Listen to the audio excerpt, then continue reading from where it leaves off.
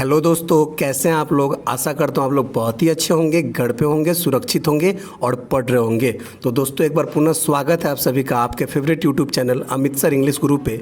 और मैं आप सबके लिए लेके आया हूँ एक बहुत ही इंपॉर्टेंट सा चैप्टर जो बिहार बोर्ड +2 के सभी बच्चों को रेनबो पार्ट 2 में पढ़ना है। इस चैप्टर का नाम है द सोल्जर। इसके राइटर है रूपर्ट ब्रुक और मैं वस्तुनिष्ठ प्रश्न को ऑब्जेक्टिव क्वेश्चन को लेकर आया हूँ। तो चलिए हम लोग एक एक ऑब्जेक्टिव क्वेश्चन को डिस्कस करते हैं। उससे पहले आप इसको लाइक कर दें, इस वीडियो को शेयर कर दें। तो पहला क्वेश्चन है, Rupert Brooke is remembered as a dash poet. मतलब रूपर्ट ब्रुक को याद किया जाता है कैसे कवि के तौर पे याद किया जाता है, तो वार पोएट के तौर पे याद किया जाता है। ऑप्शन क्या होगा, बी सही होगा। अब बच्चे पूछेंगे वार पोएट क्या होता है, तो वार पोएट का मतलब होता है वैसा कवि जो युद्ध पे कविता लिखता हो, जो वार पे कविता लिखता हो। चलिए हम लोग क्वेश्चन नंबर 2 पे चलते हैं।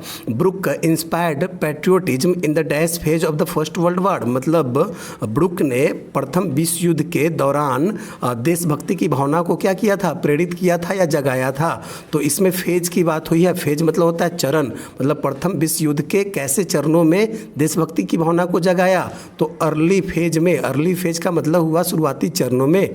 तो यहाँ पे ऑप्शन ए करेक्ट होगा। चलिए क्वेश्चन नंबर 3 क्या कहता है, the soldier is a dash poem. मतलब ये जो द सोल्जर है वह कैसी कविता है, तो यह एक पैट्रियोटिक कविता है। कैसी कविता है, पैट्रियोटिक। पैट्रियोटिक मतलब हो गया देशभक्ति से जुड़ा हुआ कविता है। चलिए हम लोग क्वेश्चन नंबर 4 की तरफ चलते हैं। क्वेश्चन नंबर 4 क्या कहता है, who is the handsomest young man in England. मतलब इंग्लैंड के सबसे जो युवा और सबसे सुंदर व्यक्ति है वह कौन है। तो इसका सही आंसर होगा सी, रूपर्ट ब्रुक इंग्लैंड के सबसे युवा और सबसे हैंडसम व्यक्ति माने जाते हैं। चलिए क्वेश्चन नंबर 5 पे चलते हैं। The word concealed stands for dash in the soldier.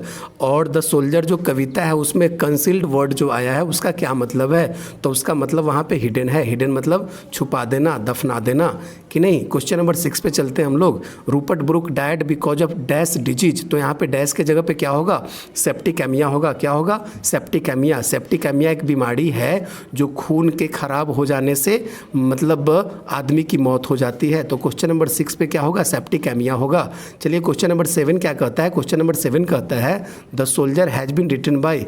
मतलब द सोल्जर लिखा गया है, किसके द्वारा लिखा गया है, तो यहाँ पे Rupert book. Option D correct होगा। क्या होगा, Rupert book.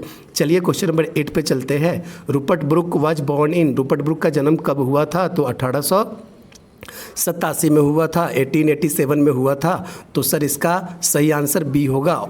Option B is correct. हम लोग चलते हैं क्वेश्चन नंबर 9 की तरफ।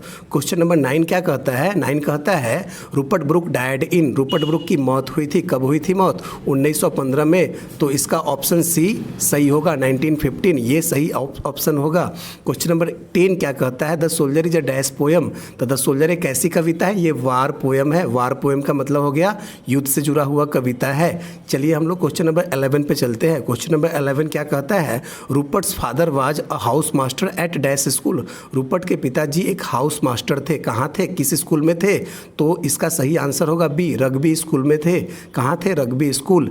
चलिए हम लोग क्वेश्चन नंबर 12 पे चलते हैं। क्वेश्चन नंबर 12 क्या कहता है, Rupert Brooke is and writer. Rupert book जो है कैसे राइटर थे, तो इसका जो सही आंसर होगा वह सी होगा, इंग्लिश राइटर थे, मतलब इंग्लैंड के कवि थे। क्वेश्चन नंबर 13 क्या है, the speaker is not afraid of. मतलब ये वक्ता जो है, इस पोएम के जो स्पीकर है, जो वक्ता है, वह किससे भयभीत नहीं है, किससे डरा हुआ नहीं है, तो मौत से डरा हुआ नहीं है। चूँकि पहली लाइन है इफ़ आई शुड डाई, यदि मैं मर जाऊँ तो think only this of me, तो मेरे बारे में सिर्फ यही सोचना। मतलब वह मौत से डरा नहीं है, वह मौत की बात करता है, वह मरना चाहता है और मरने के बाद जो अंजाम है उसकी वर्णन वह कविता में करता है।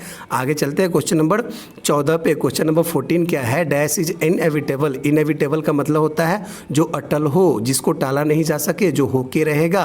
तो क्या इनएविटेबल है, तो डेथ इनएविटेबल है। मतलब मौत जो है वह अटल है, मौत निश्चित है, मौत होके रहेगा। तो ऑप्शन ए इज करेक्ट। चलिए हम लोग क्वेश्चन नंबर 15 पे चलते हैं। क्वेश्चन नंबर 15 क्या है, तो क्वेश्चन नंबर 15 है the speaker of the poem the soldier is अ, मतलब द सोल्जर कविता के स्पीकर क्या है, तो वह खुद सोल्जर है, वह खुद सिपाही है। चलिए क्वेश्चन नंबर 16 है the present poem the soldier is, मतलब जो प्रस्तुत कविता द सोल्जर है वह क्या है, वह ऑक्टेव है, लिरिक है, मेटाफिजिकल है, जी नहीं, वह सोनेट है। सोनेट क्या होता है, सोनेट होता है अ पोएम ऑफ 14 लाइन्स, 14 पंक्तियों की कविता को क्या बोलते हैं, सोनेट बोलते हैं। तो ऑप्शन ए इज करेक्ट। चलिए 17 नंबर क्वेश्चन है the richer dust refers to, मतलब जो रिचर्ड डस्ट है उसका क्या मतलब है। यहाँ पे रिचर्ड डस्ट का मतलब है पोएट्स बॉडी, मतलब कवि का शरीर। जी, वहाँ पे रिचर्ड डस्ट कंसील्ड शब्द आया है, मतलब कवि के शरीर को दफनाया जाएगा, मरने के बाद कवि के शरीर को क्या किया जाएगा, दफनाया जाएगा। तो वह कैसा शरीर है, वह रिचर्ड डस्ट है। रिचर्ड डस्ट मतलब धनी शरीर है, धनी धूल है। चलिए हम लोग आगे बढ़ते हैं क्वेश्चन नंबर 18 पे। क्वेश्चन नंबर 18 क्या कहता है, dash described Rupert Brooke as the handsomest young man in England, और किसने जो है रूपर्ट ब्रुक को इंग्लैंड का सबसे युवा सबसे सुंदर व्यक्ति के तौर पे डिस्क्राइब किया, वर्णन किया। तो इसका सही आंसर होगा W.B. येट्स। क्या आंसर होगा, W.B. येट्स। W.B. येट्स ने रूपर्ट ब्रुक को इंग्लैंड का सबसे युवा सबसे सुंदर व्यक्ति के तौर पे वर्णन किया था। तो option C is correct. 19 number question पे चलते हैं the soldier is a sonnet on dash tradition. मैं आपको बता दूं सोनेट के दो प्रकार होते हैं, एक होते हैं शेक्सपियरियन सोनेट और दूसरा होता है पेट्रर्चन सोनेट। तो शेक्सपियरियन सोनेट पे आधारित पोयम नहीं है ये। द सोल्जर जो है वह कैसे सोनेट पे आधारित है, ये पेट्रर्चन ट्रेडिशन पे आधारित है। तो ऑप्शन बी क्या होगा, सही होगा। यहाँ पे सोल्जर का स्पेलिंग आप सुधार लेंगे, सोल्जर की स्पेलिंग थोड़ी सी यहाँ पे मिस प्रिंटिंग है।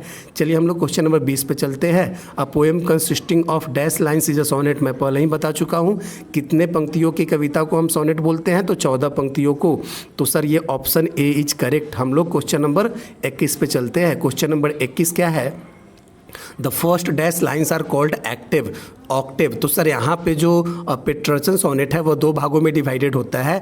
एक प्रथम जो स्टेंजा होता है वो 8 पंक्ति का होता है और सेकंड स्टेंजा कितना 6 लाइन का होता है, 6 लाइन्स का होता है। तो जो फर्स्ट 8 लाइन्स होता है उसको हम ऑक्टेव बोलते हैं। तो option D is correct, the first 8 lines are called octave. चलिए क्वेश्चन नंबर 22 पे चलते हैं। क्वेश्चन नंबर 22 क्या कहता है, the last dash lines are known as sestet. मैंने अभी बताया कि जो अंतिम 6 लाइन है उसको हम सेस्टेट के तौर पर जानते हैं।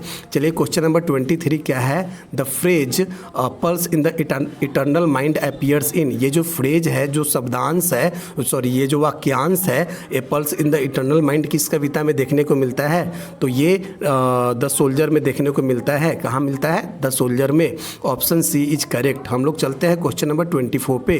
क्वेश्चन नंबर 24 क्या है, how many sonnets did Rupert book right. कितने सोनेट को रूपर्ट ब्रुक ने लिखा, कितने सोनेट को, तो 5 सोनेट को लिखा। कितने सोनेट को, 5 सोनेट को, और उसमें से एक सोल्जर भी है।